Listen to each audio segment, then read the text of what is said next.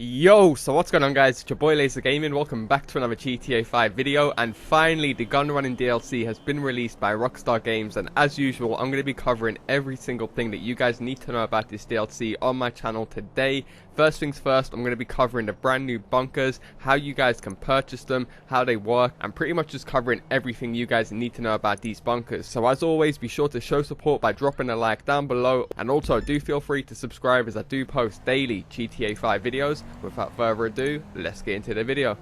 Okay, so you guys will have to purchase one of these bunkers through the Maze Bank foreclosure website, just like how we purchased the clubhouses in the biker update. Now these bunkers will range in price from 1.1 million all the way up to 2.3 million. Now if there's anything to go on from previous DLCs, the price isn't going to make a difference to the bunker. You're not going to get anything extra by buying the most expensive bunker, and just to prove so, I'm actually going to go ahead and purchase the most expensive bunker in the game, so you guys can go ahead and purchase the most cheap one, just to confirm that you guys won't be getting anything extra. However, as you guys can see right here as I go through all of the bunkers, one of the biggest factors and what I've noticed that the most expensive bunkers are right next to Trevor's runway. So this might be an indicator when you're doing future missions or resupply missions for these bunkers that you will have an advantage if you purchase one of the more expensive ones near the runway, because some of these missions might incorporate using planes or heli, so just being near a runway gives you guys a much more bigger advantage. So that's the reason why I thought I'd go ahead and purchase the one next to the runway. However, once you guys purchase the runway, as you guys can see, you're going to get greeted with 3 options for a style of the bunker. These will cost more the more you go on. As you guys can see, the setup 2 will cost 215, then setup 3 will cost 290. They do come with a very unique design on each setup, so like I said, you can go back and change this later on in the day if you don't like the current setup that you have.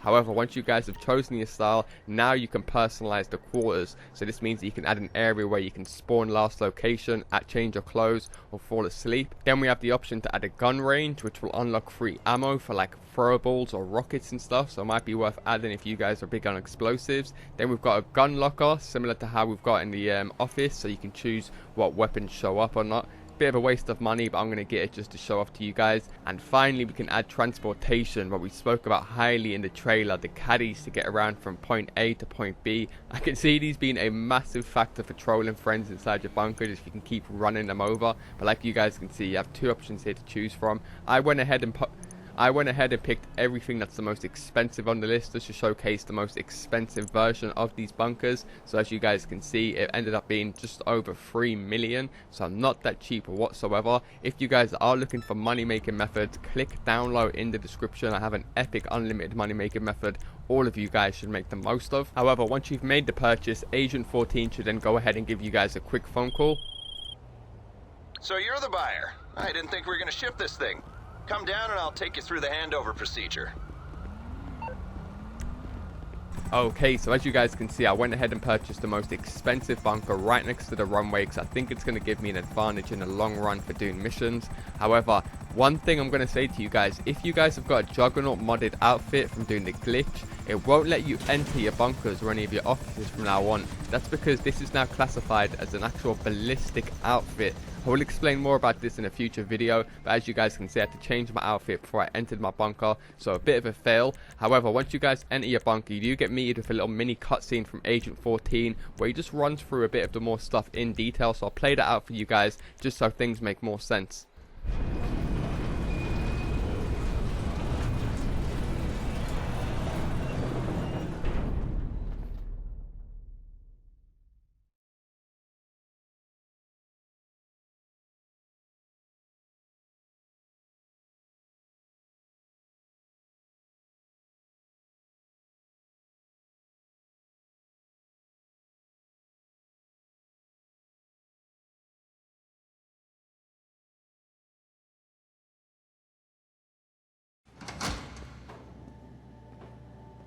Hey!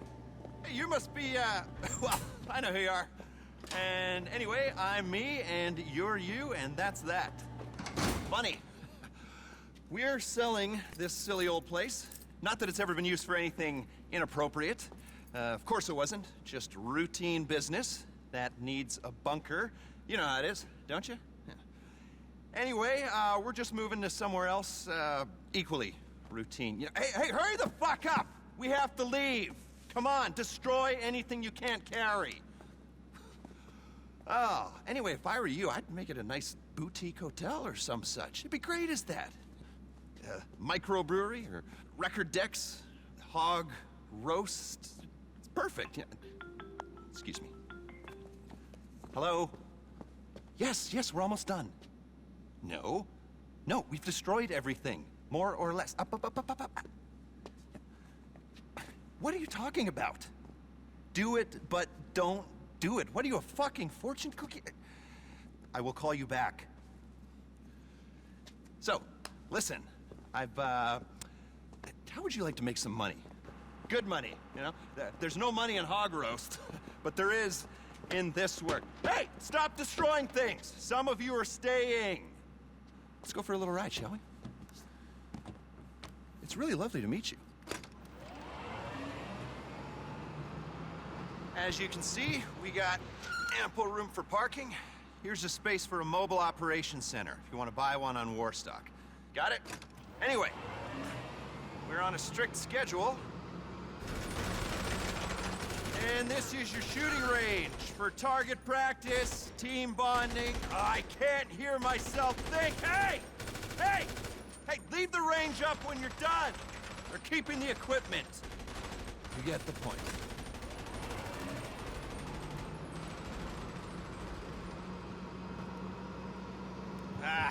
Missed our exit. Just give me a sec. Should have just reversed. Not gonna miss these corridors. Okay, here we go.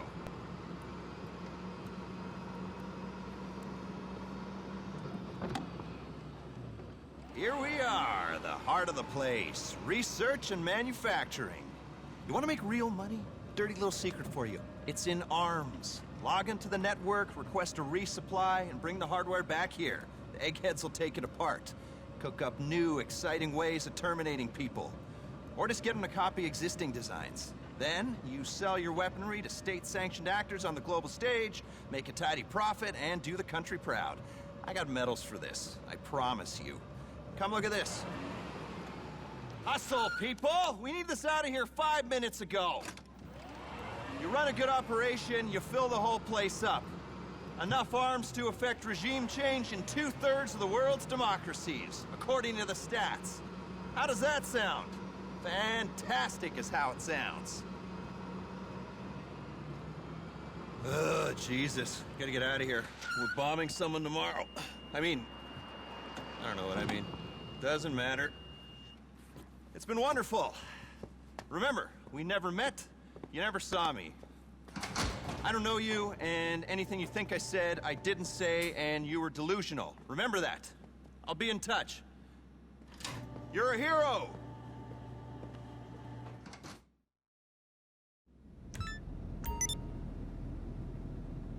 Okay, so as you guys just heard, this bunker right here is pretty much like a mad mix of the vehicle warehouse, the office, and the biker. So in the bottom right, we don't have 2 bars now, we have 3 bars. We have supplies, research, and stock. That's because we're actually going to have to spend time not only researching the product, but we're actually going to be manufacturing the product ourselves. Now, what I'm actually going to be doing is making a full, big, ultimate money-making guide to do with this DLC in the next day or 2, because it's virtually impossible for you to cover everything in the first day, and anyone else on YouTube who is trying to put up a money guide on this DLC in the first day is 100% clickbait, as it just isn't humanly possible to do everything in the first day. However, this area right here is where we're going to keep our MOC, our mobile operational center, which I will be showing you guys in another video in just a second. However, if we drive just around the corner, we've got the shooting range, and then of course we've got the big area where they're going to make all of our product and do all of the research. Now, just like the warehouses, you guys will have to head over to the laptop to start up the work and actually set up the business. It's going to greet you guys with one of those little interim missions where you just got to launch things.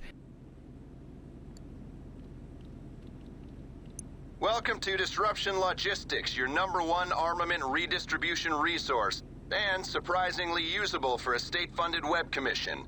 You've got everything you need here to track your resource, staff, and performance levels at your facility. You want to get moving, though, you'll need to start with some setup work. This is mainly just an introductory mission just to get you guys off the ground and start making research and supplies. So I'll fast forward this part. It's very self-explanatory, but as you guys can see, I have to go and pick up a truck and drop it back to my bunker. Now once you guys drop it back, it's going to give you guys a little another mini cutscene, so I'll play that out for you guys.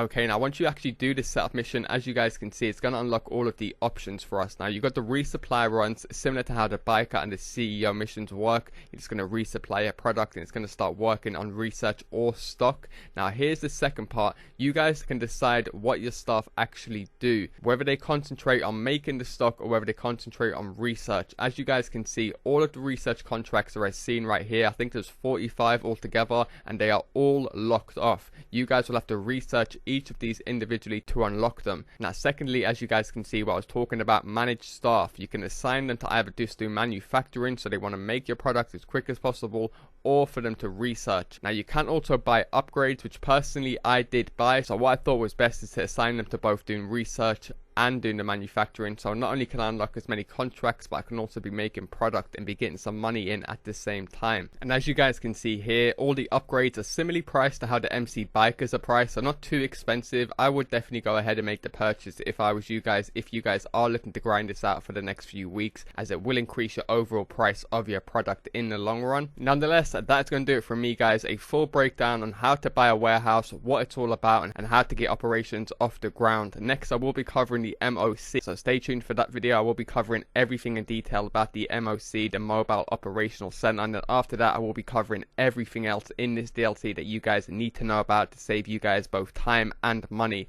As always, be sure to drop a like down below and feel free to subscribe if you guys are new. Thanks a lot for watching guys, and I'll see you in my next video. Peace.